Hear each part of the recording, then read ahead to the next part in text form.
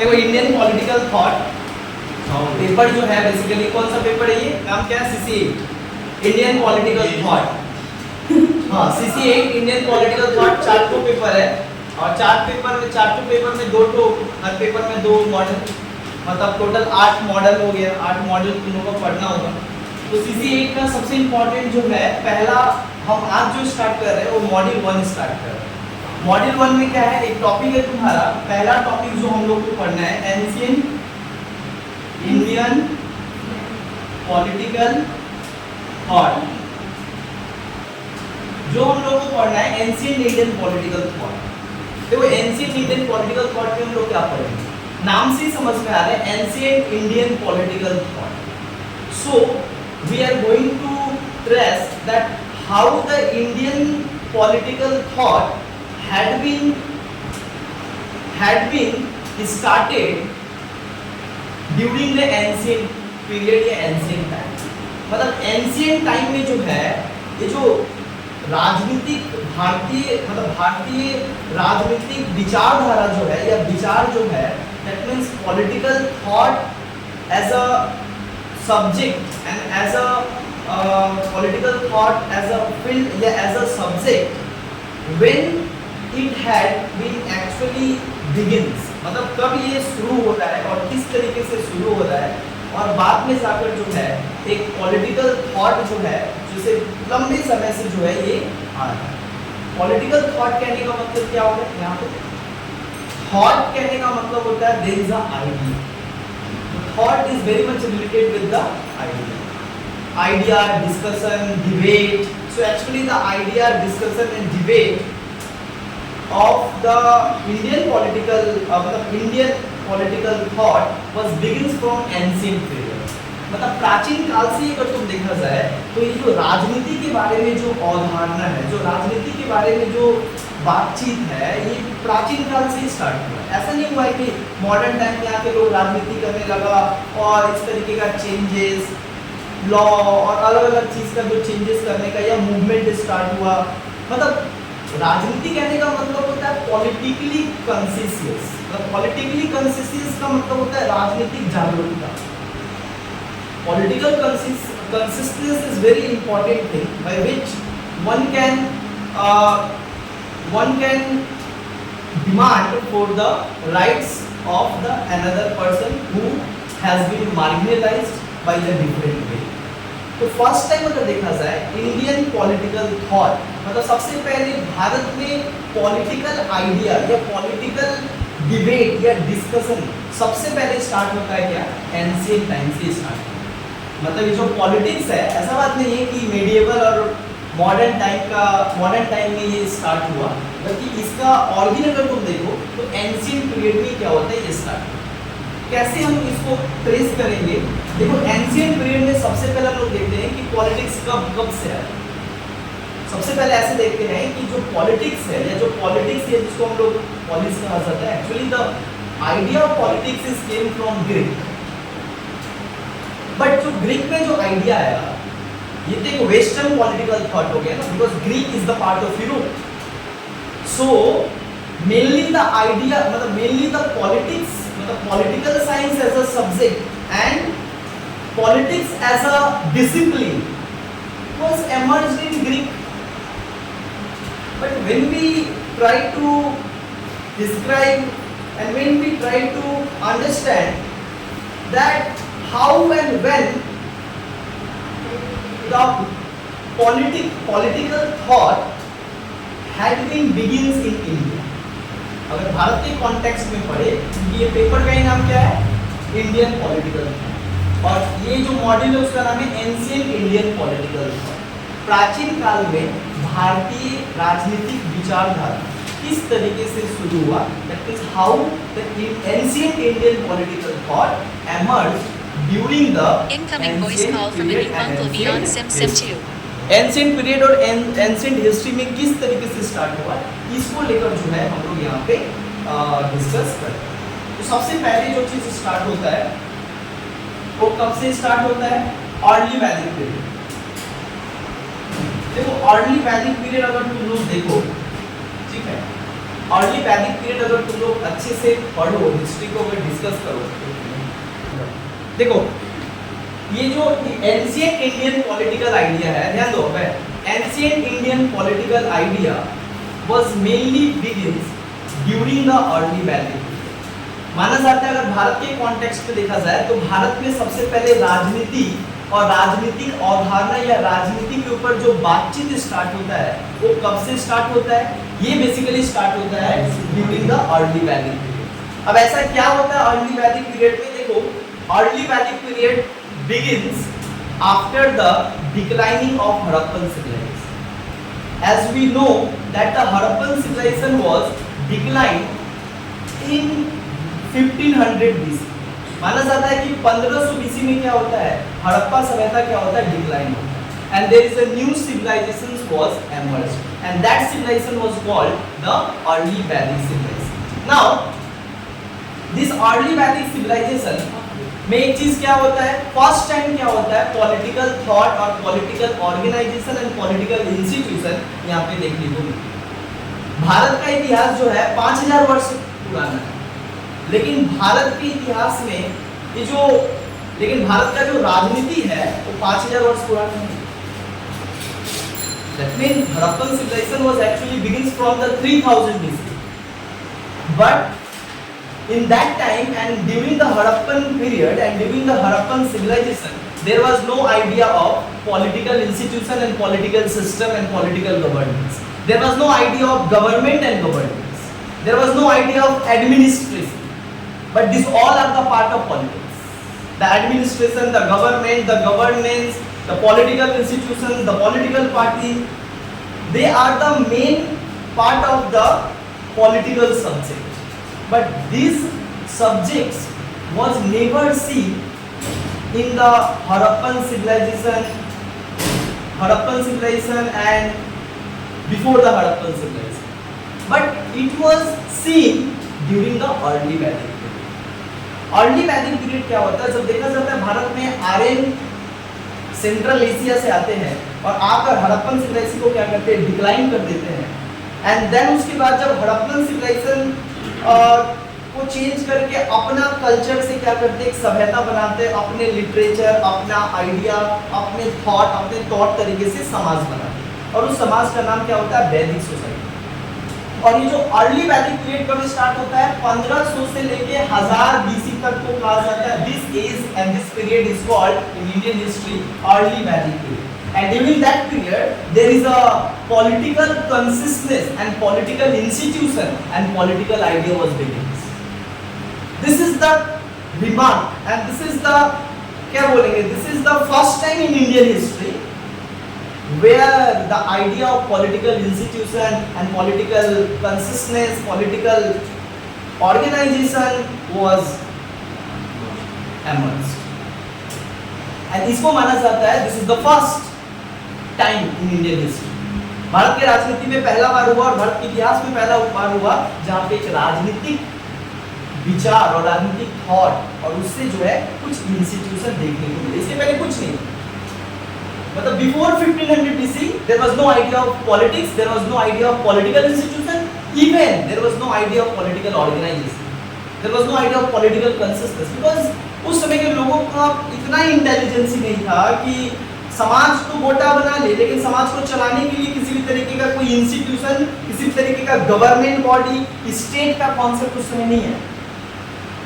The idea of nation first time came in early वैदिक, जो तुमको बताया क्या है? द आइडिया ऑफ नेशन सबसे पहले जो वर्ड आता है वो इस पीरियड में आता है, मतलब 1500 BC में आता है। और ये पीरियड को क्या कहा जाता है भारत में? इस पीरियड को कहा जाता है आर्यन पीरियड। क्यों? क्योंकि इस समय आर्यन भारत में आ गया। Decline of Harappan civilization, emerging of new civilization, and that civilization was called the early Vedic civilization. And in that civilization, the first time the word nation was emerged. And what is the meaning of nation? Nation is a very political word. You know that nation means you try to justify your territory. Nation मतलब ना India is a nation. So the nation में बहुत कुछ जुड़ जाता है, religious, social, cultural, लेकिन सबसे बड़ा बात क्या है कि यहाँ पे देखा जाए कि नेशन वर्ड बोल के जो यहाँ सबसे पहले कॉन्सेप्ट है। The first time the idea of nation was emerged in the early Vedic period, and this is the first remark where the political consciousness was being raised.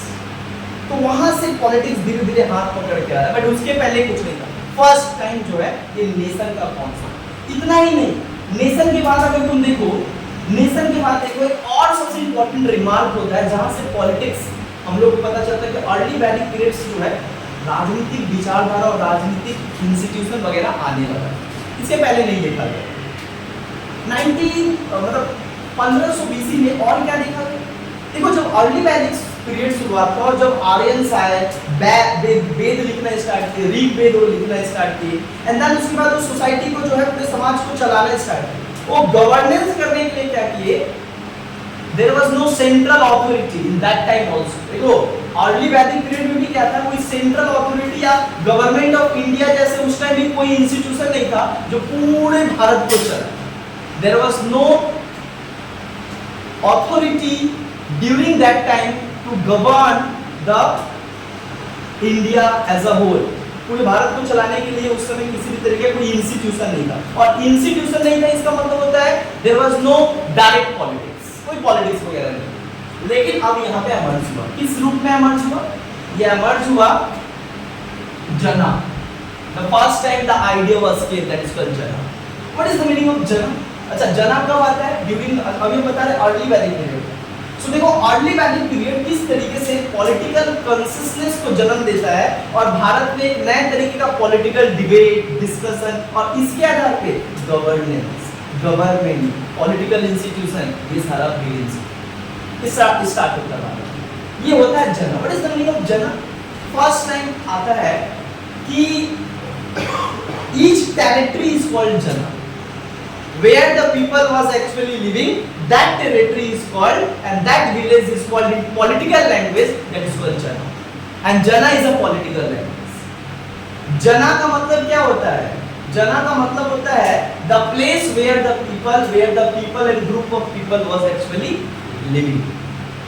That place is called in political language first time in early Vedic period, that is called jana. Understand, jana, jana means what? People, और people जिस जगह पे रहते हैं उस जगह को कहा गया जना।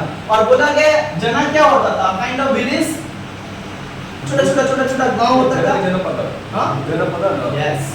बाद में आता जन, पहले जन आता है जनपद, मतलब यहाँ पे बेसिकली अर्ली वैदिक पीरियड में जन आता है, बाद में क्या होता है लेटर वैदिक पीरियड में जनपदा। ये एक ही बार में नहीं आया जनपदा, पहले आया जना। जना मतलब people, the place of the people, right, where the people was actually living, right. और वो एक छोटा सा हिस्सा होता है जिसको कहा जाता था विलेज, और उस विलेज को बोला गया कि ये उस समय क्या होता था, जो बहुत सारे ट्राइब्स होते थे, बहुत सारे क्लेन्स होते थे, there were many clans and tribes, they were actually living on a particular place, and there is the another जना। उसके बगल में और क्या होता था? विलेज होता था, राइट, बहुत सारा विलेज होता था।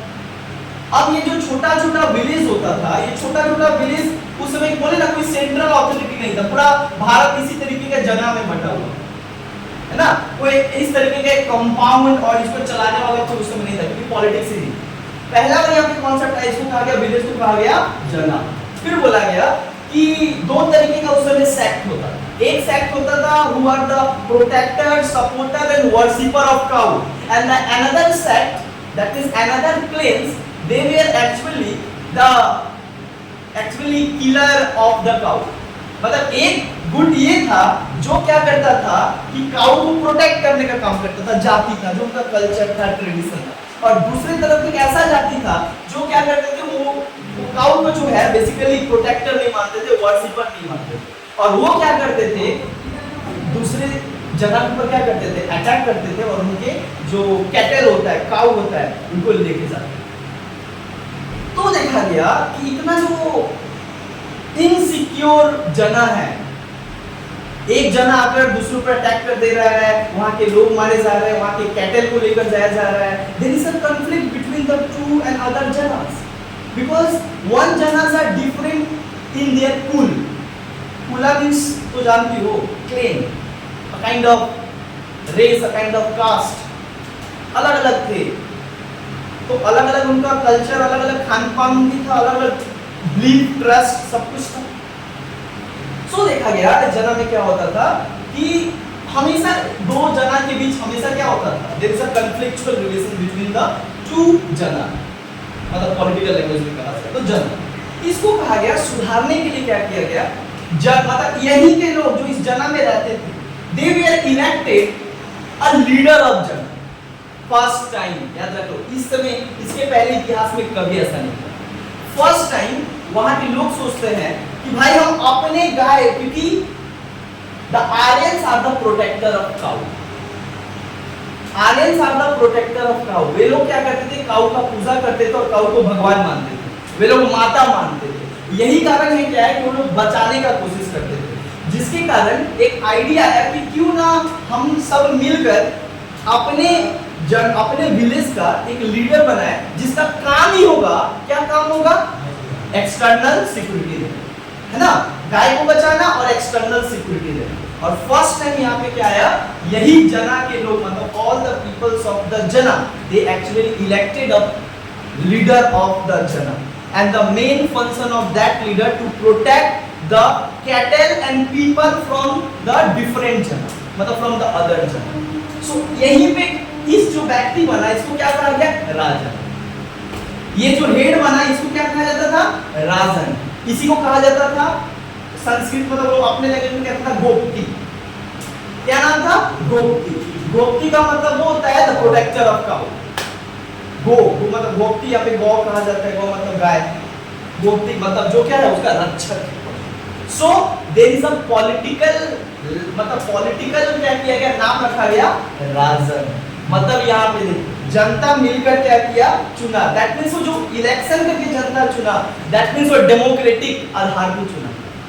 सब मिलकर आपस में डिसाइड किया कि हम लोग में एक व्यक्ति इस जना का हेड होगा और जो क्या करेगा, इस जना का रक्षा करेगा। Because the first time the idea of democratic practices and democratic system was came, and by which practice and which system the people elect their leader. That means he is the political leader. He is the political leader, and main function of this leader to protect the territory, and this is the activity of leader. एक political leader का सबसे बड़ा काम होता है अपने देश को सुरक्षा देना जहाँ से चुन के आया। That means first time क्या हो रहा है, political leader बोल के भारत की राजनीति में सबसे पहले राजन बोल के कौन सा। इतना ही नहीं, तो जना है, समझ में आया यहाँ पे कि जना का कोई ऐसे राजा हुआ। और ये जो जना होता था, ये जो जना का जो हेड होता था राजन, बाद के समय में देखा गया कि ये राजन जो है अलग अलग नाम से अलग अलग इंडिया के अलग अलग पार्ट में जाना। मतलब द हेड ऑफ जना in the northern India called Virat, in the मतलब the head of jana in the southern area is called सम्राट।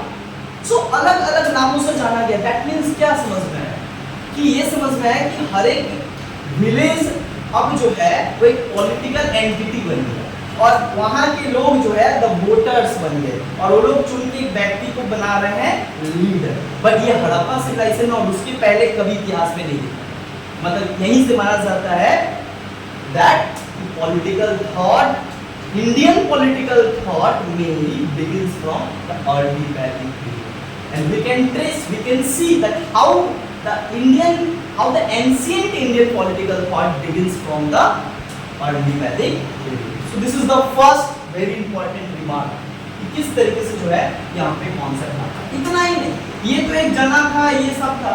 आगे देखा गया कि अब ये लोग चाहते थे कि ठीक है ये सब तो हुआ, कानून बनाने के लिए कि राजन क्या करेगा अपने टेरिटरी को बचाने के लिए, एक्सटर्नल सिक्योरिटी देने के लिए। तो जना उस समय जो राजन होता था, एक दो ऑर्गेनाइजेशन बना गया। This is two very very important organisation which are the best example in the context of the beginning of Indian political thought, that is called ancient Indian political thought. And these two organizations is very important, that is called Sabha and that is called Samiti. Yes. अब क्या हुआ कि उस every village that means every jana has two important organizations, these two, the Sabha and Samiti. What is the role of Sabha and Samiti and what kind of organization this was? Basically, this was the organization of, this was the legislative wing of the Jana as a whole. मतलब ये गांव का क्या था? Legislative body था। Legislative body का मतलब जहाँ पे सारे गांव के वोटर्स आते थे, राजन भी आते थे एंड आपस में मिलजुल के डिसाइड करते थे कि कौन सा कानून बनाना है, कौन सा डिसीजन लेना है। इसको कहा जाता है the decision making as well as the legislative body of the Jana. That is today called parliament and one is called cabinet ministry. So यहाँ पे देखा जा रहा है कि भाई सभा समिति played very important role and Sabha and Samiti paved the way for the Indian political institution, Indian political organization. पहला दो organisation that is one is called Sabha and second is called Samiti और इनका काम आज का just parliament का जैसा मतलब कहीं ना कहीं छोटे लेवल पे था उस टाइम बट एग्जिस्ट कर रहा था, पहला बार आया तो वहीं से तो ये राजनीति का शुरुआत देखा जा रहा है, ट्रेस किया जा रहा है कि यहीं से बेसिकली एंशिएंट पॉलिटिकल थॉट का जन्म यहीं से हो रहा है सभा और समिति। आगे चल के क्या होता है ये काफी और बड़ा रूप ले लेता है कब? लेटर वैदिक पीरियड में। कब? लेटर वैदिक पीरियड। लेटर वैदिक पीरियड में जो है, लेटर वैदिक पीरियड में क्या होता है? The condition was change, right? And क्या होता है कि यहाँ पे काफी ज्यादा और पॉलिटिकल थॉट का क्या होता है मतलब परिवर्तन होता है एंड और भी काफी ज्यादा क्या होता है ये डेवलपमेंट देखने को मिलता है। लेटर वैदिक पीरियड में क्या चीज था?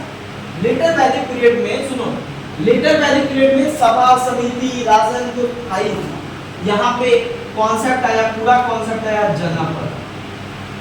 जनापदा मतलब जना मींस पीपल एंड पदा means territory. The idea of the people and territory, that means the territory and its people. So people and territory का एक कॉन्सेप्ट आता है जहाँ पे देखा जा रहा है पॉलिटिकल टेरिटरी का बात किया जा रहा है, क्योंकि एक पॉलिटिकल टेरिटरी का जो है एक political as a legal territory सबसे पहले कॉन्सेप्ट यहाँ पे आ रहा है जनाब। सुनो ध्यान दो, इसके बाद जो है फिर क्या देखा जा रहा है 600 BC when the later Vedic period was came to end. सुनो ध्यान दो, यहाँ पे क्या देखा जा रहा है later Vedic period was came to end from 1000 BC to 600 BC। 600 BC में देखा जाता है कि लेटर वैदिक पीरियड खत्म हो गया और लेटर वैदिक पीरियड में क्या हुआ सब जनपदा बनके उभरा और every janapada has their leader that is called raja and every janpada has two political organizations, one is called the Sabha and second is called Samiti, and on the basis of Sabha and Samiti they took a decision for their territory and for their people and for their security। but सबसे बड़ा काम था राजन का क्या? Security provide करना। पहले गांव से शुरू हुआ, then people, then territory, then बढ़ता रोल बढ़ता गया। ठीक ठाक लिखा गया कि 600 BC में क्या होता है the end of later Vedic period and there was the emergence of Mahajanpad। this is very important। what is the meaning of Mahajanpad? महाजनपद पहले था जनपदा, अब क्या है महाजनपदा। अब वो क्या रहा है one janpada conquer another janpada and the one janpada conquer 4 and 5 janpada, then they become the larger in size and that larger size of janpada is called Mahajanpad। और इस तरीके से पूरा हर एक जनपद एक दूसरे को कन्वर्ट करना स्टार्ट किया, बिकॉज उनका कहना था कि हर एक एरिया का ही राजा हो रहा है, ऐसा थोड़ी होता है एक राजा कोई होगा। और ये एक मतलब सेंट्रल अथॉरिटी पाने के लिए पहले तो हर एक का एवरी विलेज एंड एवरी जना हैज अ राजा, है ना, has an autonomous political post. But वो लोग चाहते थे कि एक यूनिफाइड टेरिटरी को जीत के एक राजा तो एक होता है, 120 को राजा थोड़ी होता है। सो यहाँ पे बेसिकली क्या हो गया मारपीट स्टार्ट हुआ और जो जितना जीता लास्ट में देखा गया कि 600 BC में कितना महाजनपद सामने आए 16। There are 16 Mahajanapada was emerged after the continuous and perpetual invention, right? अब सुनो ध्यान दो, 16 राजा क्या होते हैं विक्टोरियस हो। अभी जो 16 राजा इसको कहा गया महाजन। तो यहाँ पे भी एक इंपॉर्टेंट चीज क्या देखा जा रहा है, जितने भी महाजनपद अब ये बड़े बड़े एरिया के, मतलब जनपद, एक जनपद 4 जनपद को 5 जनपद को जीत के एक क्या रूप धारण करता है, महाजनपद। Mahajanapada is a very larger size. Mahajanapada is the janpad of 5 and 6 janpad, and that janpad is called Mahajanpad. So the political territory was too large. तो ये जो महाजनपद हुआ, 16 महाजनपद, every महाजनपद has their king. अब यहाँ पे आइडिया खत्म हो गया, there is a raja and that is all. अब तो राजा का एक कॉन्सेप्ट है, मतलब the idea of king, and the idea of king was very much, king is the political post. King is the political post. अब ये जो महाजनपद, 16 महाजनपद का, like Magadha, like Kosala, like Kashi, हाँ, लाइक तुम्हारा भज्जी, हाँ, बहुत सारा 16 महाजनपद था। अच्छा, each and every महाजनपद followed a monarchy system, follow a monarchical political system, monarchical pattern। ये जितना भी 16 महाजनपद था, इसमें से 14 से 15, मतलब most of the mahajanapada they follow the hierarchical monarchical system. वो लोग क्या यहाँ पे देखा गया कि हर एक जो महाजनपद थे वो कौन सा सिस्टम फॉलो किए, monarchy. And what is this? Monarchy is a political system. The first time there is a new system was emerged, and that system was called the monarchical system. And what is the monarchical system? Monarchical system is that kind of system where the whole state was actually controlled and governed and regulated by one single king, which is not elected by the majority of people, which is elected by the hereditary and religion based. Yes, how the democratic institution converted into the monarchical institution and monarchical system. इसलिए कहा जाता है हमारा early Vedic civilization is a very good symbol and very good symbol of governance. There was no conflict, there was no violence, there was no kind of dictatorship, कुछ नहीं था, democracy, election, but यहाँ पे देखा गया fully monarchical system आ गया। monarchical system में राजतंत्र, राजा का system, राजतंत्र मतलब the system of king, जहाँ पे राजा जो है सब है, राजा को कहा जाता है उसमें king is the representative of God, and whatever king take a decision, right, every people of the state must follow the decision. अगर आप राजा का बात नहीं मानते हो, that means आप ईश्वर का बात का उल्लंघन करते हो, because God presents and God क्या करेंगे, God set up the idea, मतलब God basically established the kingship system, and राजा प्रेम क्या कहता है, we are the representative of God, हम तो राजा मेरे को यहाँ पे भेजे हैं ताकि तुम लोग का भला करे, और जो हम डिसीजन लेंगे वो मेरा डिसीजन नहीं है, वो राजा मतलब ईश्वर का डिसीजन है। अब तुम लोग मेरा डिसीजन, वो तो उनका डिसीजन है, बट वो मेरे को भेजे यहाँ पे। अगर हम कुछ बोलते हैं तुम नहीं करोगे, मतलब तुम मेरा उल्लंघन नहीं कर रहे हो, ईश्वर का उल्लंघन कर रहे हो। तो ये जो डिवाइनिटी, ये जो डिवाइन, ये गॉड को दिखाकर, गॉड का चेहरा दिखाकर राजा जो है तानाशाही कर रहा है, इसको प्रूफ कर रहा है मोनार्की सिस्टम। ये सही है, जस्टिफाई है, we are the representative god, हमको तो भगवान ये कहे करने सही के लिए। पर ये जो रास्ता जो होता था, ये पूरा तरीके से किसके ऊपर बेस्ड होता था, हेरिडिटी। हेरिडिटी तो जाते हो वंशानुगत, एक राजा बनेगा तो उसी का फैमिली, उसी का राजा, बेटा का राजा का बाप, मतलब जो बाप राजा रहेगा तो बेटा भी राजा बनेगा, है ना। There is a hierarchical system. This system was present in that time of period, especially in 600 BC when the 16 Mahajanpad was begins, emerged. 1 and 2 was the republic, and the republic is what? The republic is the voting, through the voting. But वो भी जो Republic होता था, उसको पूरा तरीके से नहीं कह सकते थे रिपब्लिक। Yes, कुछ लोग मिलकर उसको चुनते, but more or less हमको क्या समझना है कि there is a new system was came, and it's called monarchical system. According as they student of political science, and when we trace that how ancient Indian political thought had been emerged, so this is the very important point. During the Mahajanpad period and during the 6th century, the 6th BC, monarchical system was emerged. And after that is a very interesting things that ये जो 16 महाजनपद थे, इसमें ये 16 महाजनपद को जीत लिया कौन? Magadh. And Magad become the central authority of India, पूरे को तो जीत लिया। दैट मींस क्या देखा जा रहा है, पहले क्या था, local and provincial government, every province has the king, but now Magadh defeated all the 16 महाजनपद, 15 महाजनपद and conquered the territory and established a central autonomous political system where the only Magad is the actually Magad, the king of Magad is the central मतलब political person जो पूरे देश को क्या कर रहे थे, चला रहे थे। अब यहाँ पे जब मगध आए और मगध को बनाने वाले you know the Bimbisara belong to the non Kshatriya cast,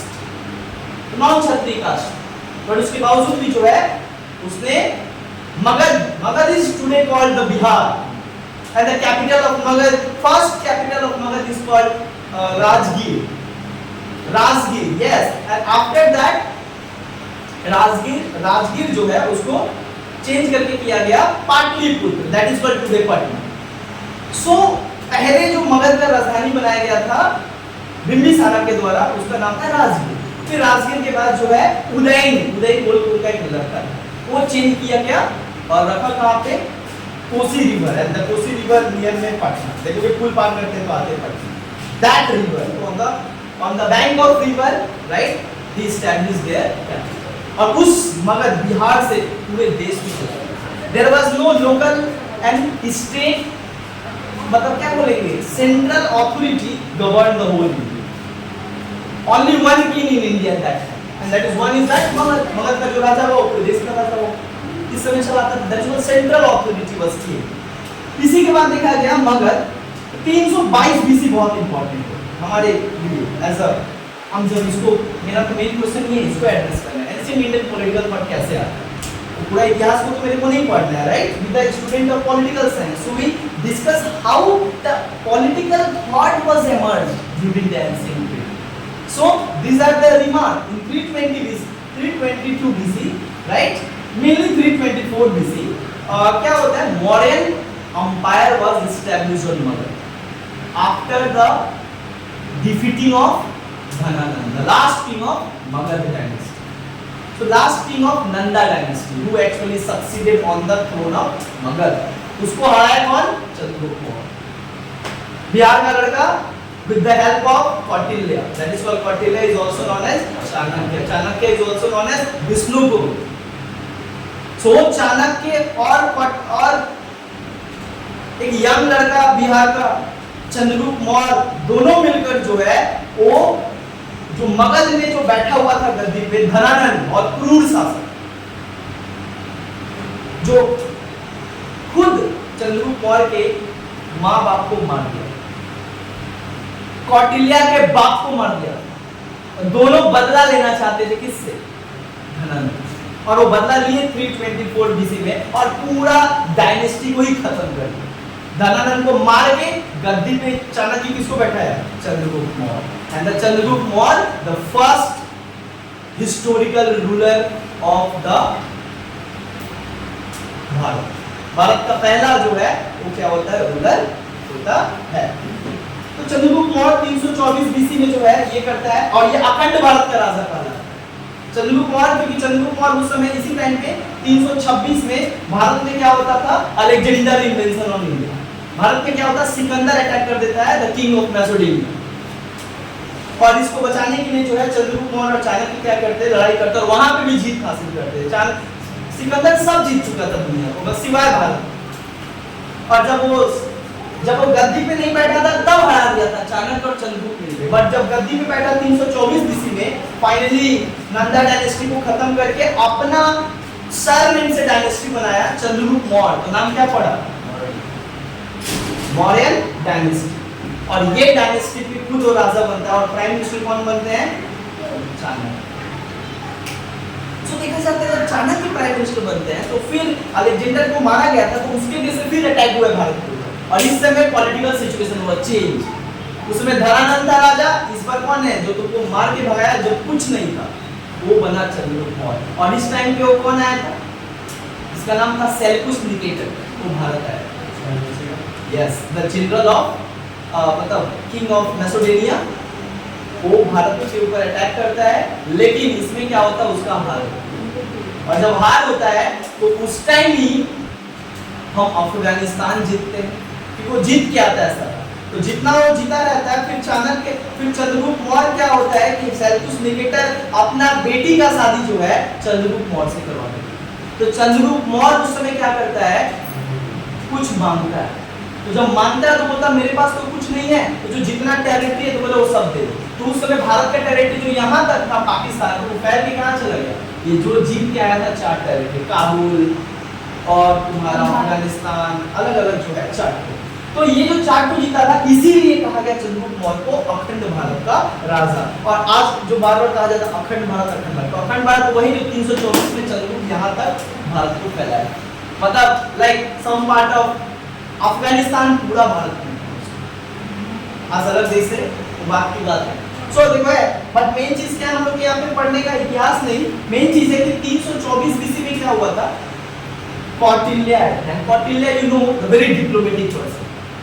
Kautilya was a Brahmin, Kautilya was a मतलब Kautilya was belongs to the Brahmin family. और तुमको कौटिल्य के बारे में पता होगा कि कौटिल्य एक ब्राह्मण परिवार से आते थे, और कौटिल्य बहुत तेज तर्करार और राजधर्म को बहुत अच्छे तरीके से समझते हैं। He has a मतलब क्या बोलेंगे, he has a high experience in the political economic system। उनके पिता भी जो थे पहले धनानंद के राज्य में थे, जिनको मार दिया गया, और बाद में जब चाणक्य को डेप्यूटी प्राइम मिनिस्टर बनाया जाता अंडर द मौर्यन एम्पायर, और Chandragupta Maurya was the king of that empire. तो चंद्रगुप्त मौर्य जो है, आज भी वो गुरु कौन थे, कौटिल्य थे। कौटिल्य क्या करते थे, वो बताते थे किस तरीके से देश को चलाना चाहिए, शासन व्यवस्था कैसे चलाना चाहिए, what is the pattern for the state craft. जो राज्य व्यवस्था है वो किस तरीके का होना चाहिए, कैसे होना चाहिए, राजा को कैसे देश चलाना चाहिए, देश चलाने के लिए मतलब गवर्नेंस एंड गवर्नमेंट चलाने के लिए क्या क्या चाहिए। यही से एक्चुअल बिगिंस होता है the emerging of the political thought and political institution during the Maurya period। यहाँ से तो जस्ट स्टार्ट होना, बट मेन आके जो है, जो सबसे बड़ा सोर्स देखा गया वो हुआ कौटिल्य। कौटिल्य जो है एक बुक लिखा था, अर्थशास्त्र, क्या नाम था, ये जो अर्थशास्त्र, अर्थ मतलब क्या होता है, इकोनॉमी, शास्त्र मतलब क्या होता है, साइंस, साइंस ऑफ इकोनॉमी। अर्थशास्त्र, अर्थ का मतलब होता है, अर्थ मतलब पैसा, संस्कृत में अर्थ मतलब पैसा। शास्त्र का मतलब होता है science, science of economics. Kautilya क्या बोला इस बुक अर्थशास्त्र में, Kautilya provides the very important system of the governance of state. State को कैसे चलाना चाहिए इसके बारे में वो हर कुछ बताए थे, पैटर्न दिए थे, प्रोसेस दिए थे, हर कुछ इंस्टीट्यूशन क्या क्या करना चाहिए एक राजा को। सो अर्थशास्त्र जो बुक है वो 2 चीज के बारे में बहुत डिटेल में लिखा गया था इस बुक, और यही से जो है भारत का ancient political thought. Ancient political thought was actually begins from early Vedic period, but the most important part of the ancient political thought where the mature politics was begins, ये कहाँ से ट्रेस किया जाता, अर्थशास्त्र। क्योंकि अर्थशास्त्र जो बुक था कौटिल्य का प्रोवाइड्स 2 नॉलेज ऑफ, मतलब provides 2 important knowledge on 2 different and important subject. एक को कहा जाता है पॉलिटी, एक को कहा जाता है economy. And this is the very important. Polity can't be regulated and can't be governed without the economy. Politics and economy में एक relation है. There is a relationship of politics and economy. इसीलिए 5th and 6th semester में पढ़ाया जाता है political economy. There is a relationship between the politics and economy. All economic decisions are taken by politicians. That means what?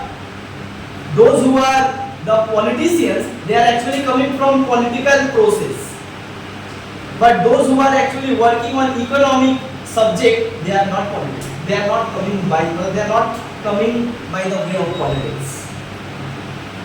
But all important decisions are taken by the politicians. Either they are the technological sphere, either economics, either social, either cultural, and politics. That means there is a close relationship of politics and economy. Kautilya का कहना था कि economy is the heart of politics, economy is the heart of state craft. शासन व्यवस्था चलाना चाहते हो और पॉकेट में पैसा नहीं है, नहीं चला सकते. This is very very important actually statement given by the Kautilya. और कौटिल्य बताते हैं कि किस तरीके से चलाना चाहिए. मतलब the Arthashastra as a book provides a huge knowledge about the statecraft as well as the economy. Political economy के बारे में रिलेशन बताते हैं. अब समझते हैं ये क्या बताते हैं पॉलिटिकल इकोनॉमी के बारे में. और जैसे ये बताते हैं उसी तरीके से यहीं से एक्चुअली सब कुछ इस तरीके से स्टार्ट होता है. बोले ना ही वाज डिप्लोमेटिक पर्सन. इनको कहा जाता है, ऐसे कोई कहा जाता है, इनको कहा जाता है father of ancient political thought. Kautilya was considered the father of ancient political thought.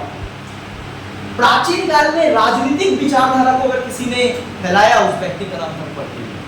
And his important book that is called Arthashastra is the best example and जहां से सब कुछ वो बताते हैं. एक बात करते हैं स्टेट क्राफ्ट की और फिर बताते हैं इकोनॉमी. ये दो चीज जो है स्टेट का सबसे बड़ा क्या होता है सब्जेक्ट होता है. इसीलिए तुम देखोगे स्टेट क्राफ्ट जो है वो तो पॉलिटिकल लीडर चलाता ही चलाता है, लेकिन फाइनेंस मिनिस्टर कौन होगा ये प्राइम मिनिस्टर बहुत ज्यादा उसको डिसाइड करते हैं कि कौन होगा. क्योंकि economy is very very important. क्या स्टेट पॉलिटिकल फंक्शन करेगा इट डिपेंड्स ऑन इकोनॉमी. रसिया आज युद्ध कर रहा है तो इसके पीछे उसका पैसा में जोर है. पैसा नहीं होगा तो इतना दिन तक फ्यूल और बर्बाद करना, देश में खाना रहेगा तभी हम कुछ और चीज सोच सकते. तो रसिया पूरी तरीके से ये है और उसके रेवेन्यू बहुत तगड़ा है, यही कारण है कि वो खर्चा करते हैं. मतलब वही बोलते हैं ना, आय तुम्हारा 10 रुपया खर्चा करोगे 12 रुपया कभी होता है. आय रहेगा तभी खर्चा करोगे, है ना. इनकम अगर तुम्हारा 10 रुपया का है तो तुम एक्सपेंसेस थोड़ी 12 रुपया करोगे, हमेशा कम हो करोगे कहां से. सो देखो क्या बताते हैं, यहीं से कॉन्सेप्ट आता है. ध्यान दो, सप्तंगा थ्योरी ऑफ स्टेट. ये समझ में आया idea of ancient political thought, how the actually the political thought as a idea was begins in India during the ancient period.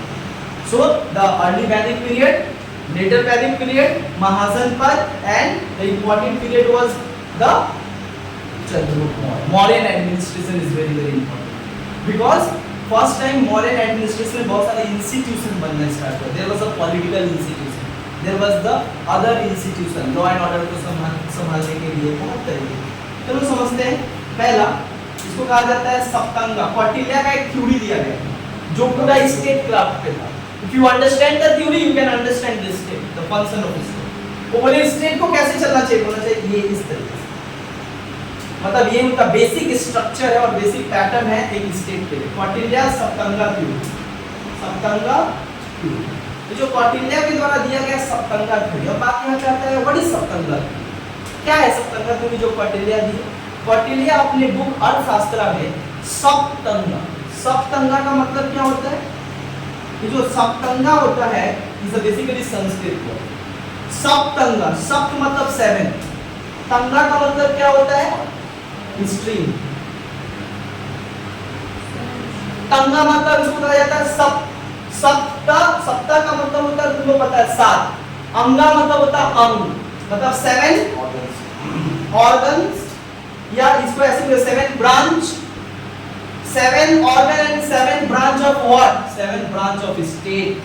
बोलते 7 ब्रांच होता है स्टेट का. जैसे ह्यूमन बॉडी का बहुत सारा ब्रांच होता है, हैंड, आई, नोज, उसी तरीके से क्या होता है स्टेट का भी क्या होता है 7 वो अंग होता है. जिस तरीके से रथ का पहिया होता है उसी तरीके से क्या होता है स्टेट का भी कुछ पहिया होता है. और वो पहिया पे ही रथ टिका होता है कि वो कितना दूर तक और कैसे जाता है. ये बात सबसे पहले कौटिल्य और 7 तरीके से क्या करते हैं एक्सप्लेन करता है. बोलते हैं this 7 most important element of this. ये 7 जो है सबसे इंपॉर्टेंट एलिमेंट है स्टेट का. अगर एक भी ऑर्गन स्टेट का काम करना इनमें से बंद कर दिया, द होल स्टेट जो है वो कोलैप्स हो जाएगा। पूरा का पूरा स्टेट क्राफ्ट क्या हो जाएगा, कोलैप्स हो जाएगा। State craft depends on this 7 organs of, मतलब दिस 7 ऑर्गन्स। ये 7 अगर अच्छे से परफॉर्म कर रहे हैं तो स्टेट भी अच्छा से परफॉर्म करेगा। अब ये सप्तंगा क्या है, सप्तंगा मतलब समझ में है 7 ऑर्गन। सबसे इंटरेस्टिंग बात है कि ये जोड़ दिए ह्यूमन बॉडी से, बोले कि जिस तरीके से ह्यूमन बॉडी का 7 सबसे इंपॉर्टेंट चीज होता है जो बॉडी को चलाने के लिए, ह्यूमन को चलाने के लिए होता है, अच्छा हेल्थी और एक अच्छा ह्यूमन बॉडी के लिए 7 अंग का अच्छा काम करना बहुत जरूरी है।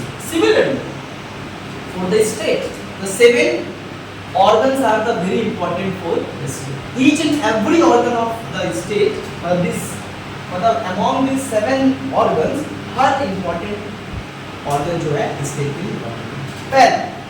वो पहला क्या बोलते हैं, तो पहला बोलते हैं, पहला कौन सा ऑर्गन है, पहला बोलते हैं स्वामी। This is called Swami, and the Swami is come from the Sanskrit word Swayam, and the Swami means supreme, मतलब Swami means supreme leader या लीडर या सुप्रीम रूलर। क्या कहा जाता है, सुप्रीम रूलर। स्वामी का मतलब क्या होता है, सुप्रीम लीडर। और इसको किससे वो ये करते हैं, कंपेयर करते हैं, बोलते हैं इंसान का सबसे इंपॉर्टेंट चीज क्या होता है, माथा, the brain, the head is very very important. Similarly state के लिए उसका ब्रेन क्या होता है, स्वामी। Swami is the supreme ruler of state. No one state can be run without the swami. तो swami is very very important. कोई भी व्हीकल ड्राइवर के बगैर चलाया नहीं जा सकता। तो उसी तरीके से जो है स्टेट को चलाना है तो सबसे पहले स्टेट का क्या होना चाहिए, चलाने वाला होना चाहिए जो स्टेट को चलाए। कौन चलाएगा स्टेट को, स्वामी। स्वामी मतलब सुप्रीम रूलर। इसको किससे कंपेयर करते हैं, हेड। किससे कंपेयर करते हैं, हेड, ह्यूमन बॉडी के हेड से। जिस तरीके से इंसान का पूरा कंट्रोल कौन करता है, ये करता है, उसी तरीके से सारे स्टेट को कंट्रोल कौन करता है, रूलर करता है। तो सुप्रीम रूलर जो है काफी इंपॉर्टेंट होता है। अच्छा उसमें क्या बोलते हैं, बोलते हैं स्वामी जो होगा सुप्रीम रूलर वो कैसा होगा, इसके बारे में भी बताया ये अपना बुक अर्थशास्त्र। क्या बोले हैं कि स्वामी को कैसा होना चाहिए, swami should become the Brahmanical and Kshatriya tribes या क्षत्रिय कुल, मतलब उसको हाई कास्ट से आना चाहिए। ये हाई कास्ट क्यों है, क्योंकि Kautilya was also influenced by the varna system and उस समय क्या था, there is a hierarchical order and the supreme hierarchical caste in Indian society is Brahmin. That is why Kautilya said that the Brahmins are very intelligent, right. So उन लोगों को क्या होना चाहिए, राजा को कहां से आना चाहिए, किस जगह से आना चाहिए, ब्राह्मण फैमिली से आना चाहिए, ब्राह्मण खानदान से आना चाहिए। दूसरा, राजा को कैसा होना चाहिए, वो बोलते हैं राजा को सबसे पहले क्या होना चाहिए, राजा को प्रजा, राजा के लिए सबसे इंपॉर्टेंट होता है उसका प्रजा, प्रजा का लिए कल्याणकारी होना चाहिए। That means the attitude of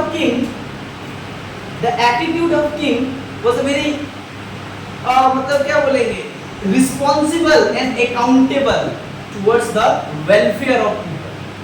राजा जो है प्रजा के प्रति कल्याणकारी एटीट्यूड होना चाहिए उस राजा। ऐसा नहीं है राजा ऐसा बना दिए जो प्रजा को मानता ही नहीं है कुछ, प्रजा के लिए काम करना और प्रजा का ही आगे और कल्याण के लिए राजा होता है, सिंपल बात है। तो ये एटीट्यूड से आना पड़ेगा और इंटेंशन से आना पड़ेगा राजा। ये पहला बात जो है स्वामी में वो सारा चीज बता रही है, स्वामी कैसा होना चाहिए। स्वामी को ये भी बात बोलते हैं, स्वामी को काफी क्लेवर होना चाहिए, काफी कनिंग होना चाहिए, काफी तेज तरार होना चाहिए, बुद्धिमान होना चाहिए और सबसे बड़ा समझदार होना चाहिए।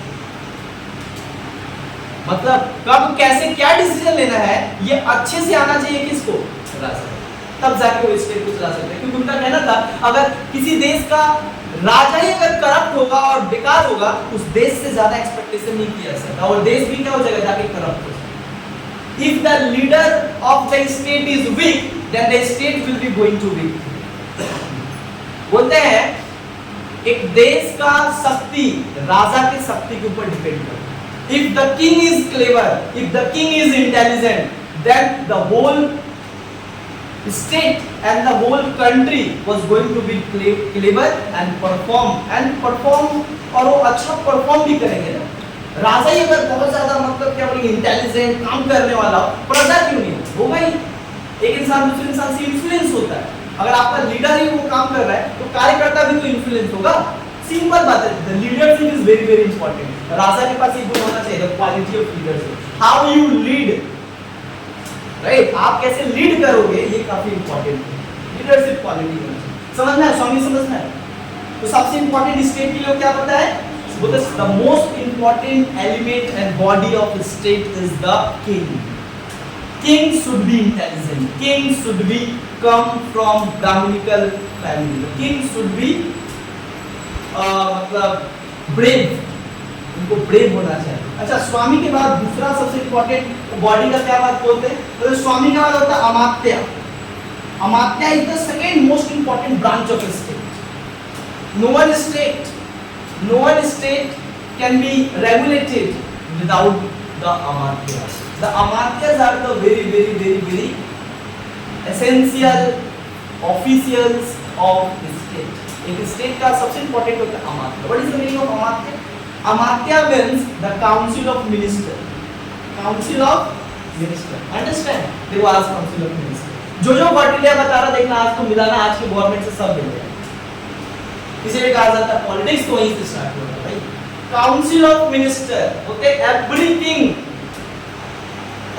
King should be a wise council minister. हर एक राजा का जो सलाहकार होना चाहिए, ज्ञानी होना चाहिए, जो राजा को हर चीज के बारे में बताए, कब क्या करना चाहिए और हर चीज के बारे में ब्रीफ में बताए।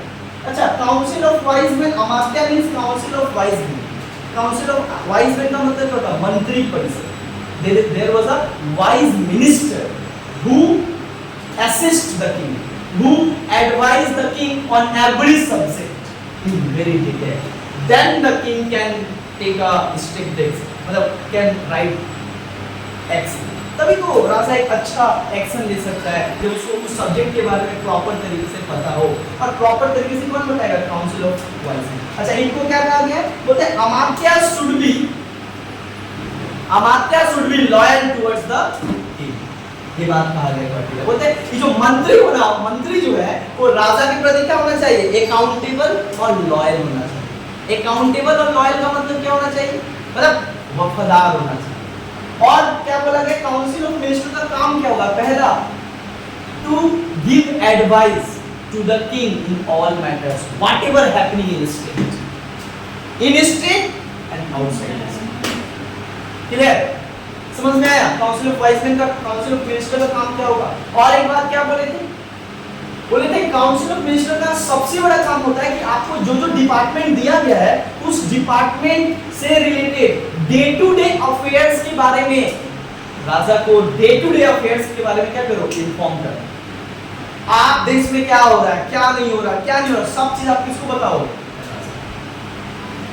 देखोगे all the cabinet ministers they are actually sending their report to the prime minister. This is same thing. जो बात यहाँ पे अमात्य कि आपको क्या करना पड़ेगा, day to day affair, day to day मतलब रोज का जो अफेयर हो रहा है देश में उसका जानकारी किसको देना पड़ेगा, देश के प्रधानमंत्री। देश के प्रधानमंत्री मतलब स्वामी। अंडरस्टैंड? हाँ, वो स्वामी नहीं, हाँ, swami is also called the husband. Yes, there is the concept of the swami. Yes, in the Hindu religion there is a concept of swami, and you know the swami का इस्तेमाल किसमें होता है, स्वामी का इस्तेमाल जो है बेसिकली जेंडर डिस्क्रिमिनेशन में होता है। देखो कि भारत में आज भी बहुत सारे, इन राजस्थान में and some part of Bihar, right, the husband, right, the wife considered his husband and her husband as a देवता।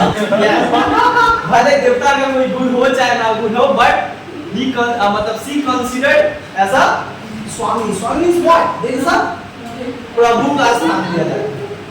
हाँ, अमात्य, ये सुना है अमात्य। अमात्य के बाद तीसरा चीज बता रहे हैं, तो तीसरा जो सबसे इंपॉर्टेंट ब्रांच है suggested by the Kautilya for state. बोलते देखिए कि स्टेट को स्टेबल स्टेट होने के लिए ये 7 चीज की जरूरत है। और तीसरा क्या है, जनपद। जान लो जनापदा। एंड जनापद आपको पता है, जना मीन्स पीपल एंड पदा मीन्स जहां पे उनका पद हो, पद मतलब पैर, दैट मींस टेरिटरी। सो क्या बोलते हैं स्टेट के लिए सबसे तीसरा इंपॉर्टेंट चीज क्या होता है, territory and people. Territory and its people are the very important branch of state, right. और यहाँ पे टेरिटरी और पीपल का मतलब क्या होगा, बोलते कि देखो जो टेरिटरी होना जो है स्टेट का और जो वहां के लोग हैं ये बहुत इंपॉर्टेंट होता है, यही ताकत होते हैं देश की। स्टेट का ताकत, असली ताकत ये लोग होते हैं। क्यों क्या बोलते हैं, क्यों ऐसा ताकत होते हैं, बोलते हैं जो पीपल है, जो आम प्रजा है राज्य का, उसको ये क्या बोलते हैं, should be loyal towards the king. तो बोलते हैं राज्य के प्रति क्या होना चाहिए, उनको वफादार होना चाहिए। दूसरा बात क्या कौटिल्य कहते हैं कि जितने भी लोग ये प्रजा वो राजा के डिसीजन को क्या करना चाहिए, फॉलो करना, तब जाकर कोई देश ये होगा। जब तीसरा बात क्या बोलते हैं कि जनपद, और इस जनपद में क्या बोलते हैं, जनपद को कैसा होना चाहिए, एक प्रजा को कैसा होना चाहिए, बोलते प्रजा को हमेशा एक राइट और हमेशा रेगुलर टैक्स देना चाहिए। ये बहुत बड़ा बात काफी है, क्योंकि बिना टैक्स अगर रेवेन्यू जनरेशन नहीं होगा, दिस गवर्नमेंट वेस्ट बंगाल क्या है रेवेन्यू जनरेशन, जितना पुलिस ना उतना सिविल वॉलंटियर। दिस गवर्नमेंट का देखोगे पिछले 2004 से जितना जो सीपीएम गवर्नमेंट है, जब से सीपीएम छोड़ा, मतलब सीपीएम भी हुए था और 2011 से जो अभी तक बना हुआ है, ममता बनर्जी डाल के दिखाती है ना हमारा घाटा हुआ ना हमारा बढ़ोतरी। We have to maintain our the status, ना हम घाटा में है और ना हम बढ़ोतरी में। यस, ये तो सिचुएशन है, इन्वेस्टमेंट को दे दो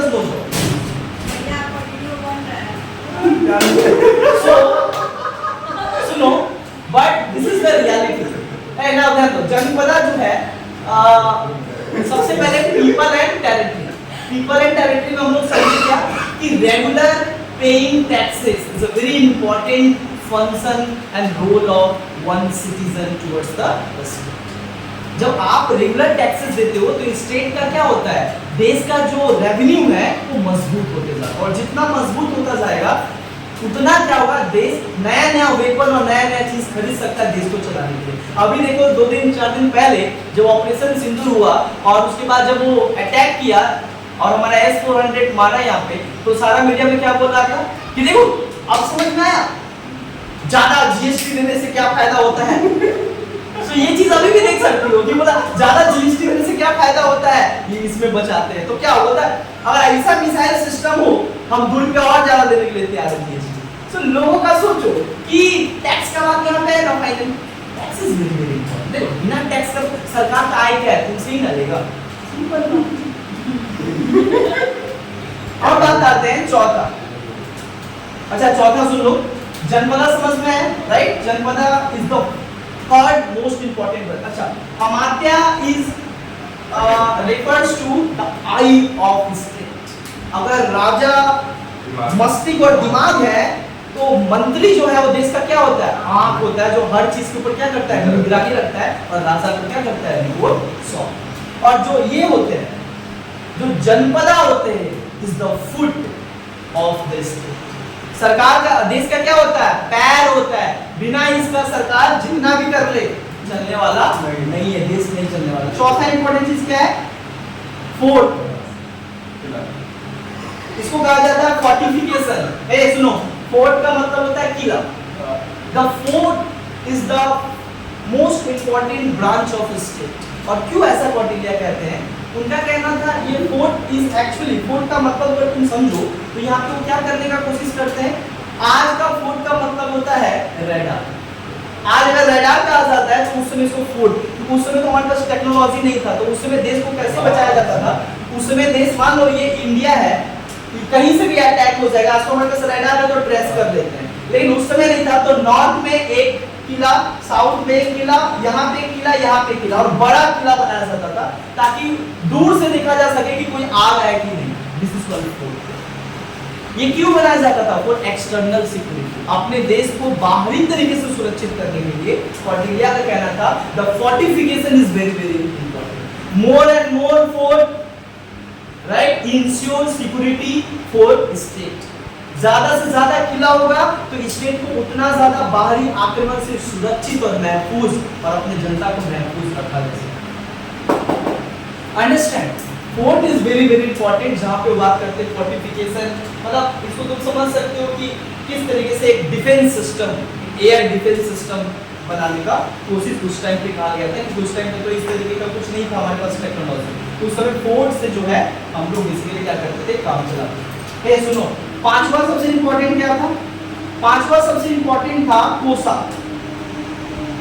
what is the meaning of कोसा? द कोसा is called the territory of state.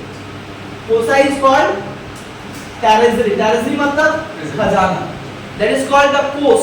कोस का मतलब होता है देयर इज अ, मतलब देखोगे जो कोस होता है, कोस मेनली मतलब टेरिटरी।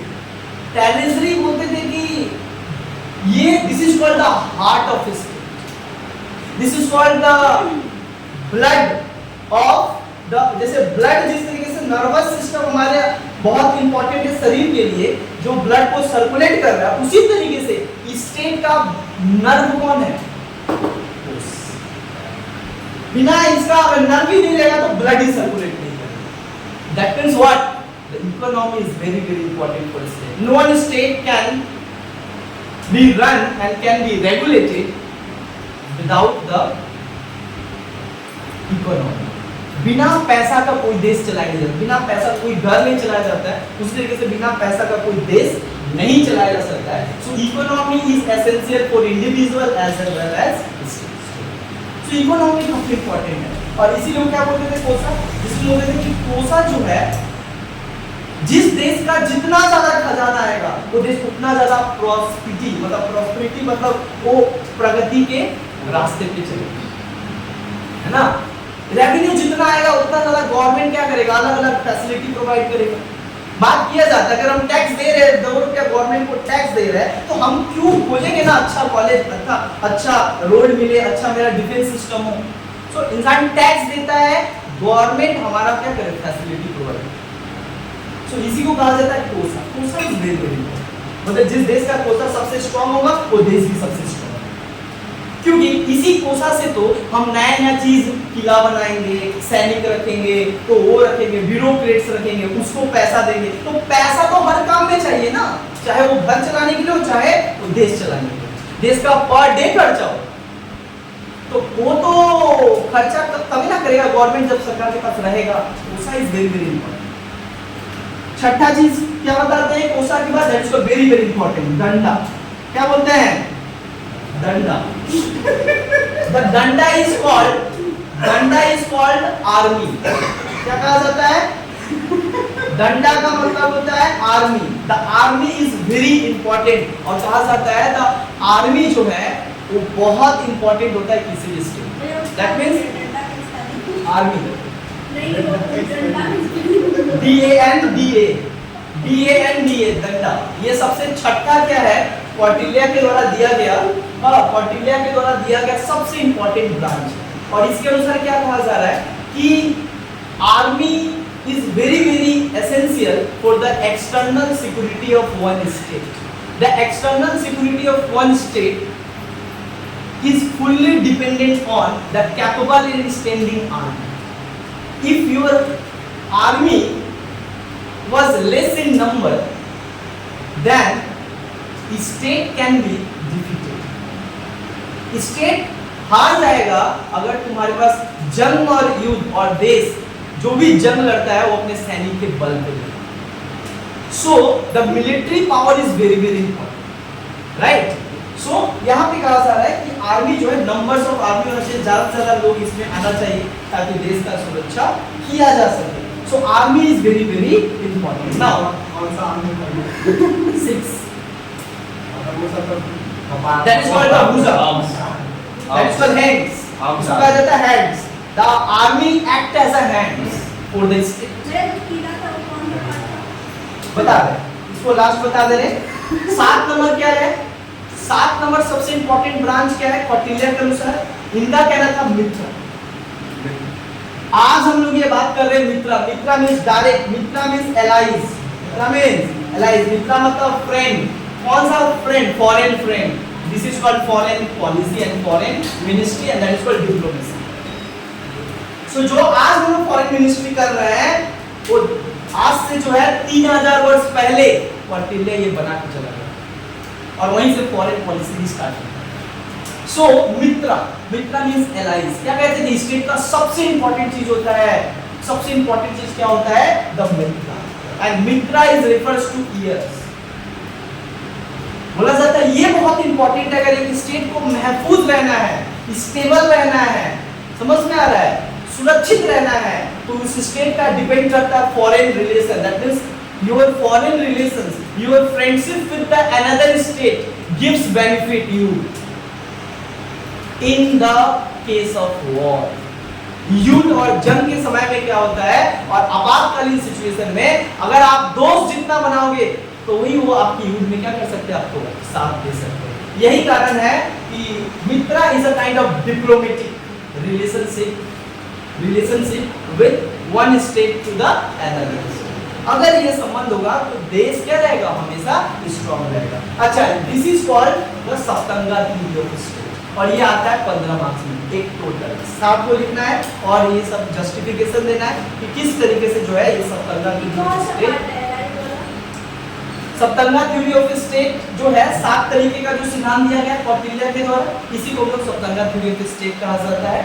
यही क्वेश्चन तुम्हारा 15, बट पहले हम बताएं किस तरीके से आया, बट लास्ट एंड करेंगे हम लोग यहाँ। इसके बाद जो है नेक्स्ट क्लास हम लोग जो पढ़ेंगे एक अलग इनका डिप्लोमेसी पढ़ेंगे कि किस तरीके से डिप्लोमेटिक, ये जो मित्रा है ना यहीं से स्टार्ट होगा कि ये कैसे डिप्लोमेटिक रिलेशन बनाने का बात करते हैं। वो बात करते हैं एलाइज, राइट। वो बहुत इंपॉर्टेंट उनका एक स्ट्रैटेजी था, मतलब strategy at the external and international level, how one state they can set up a diplomatic relations with the other state. Understand? Next class is going to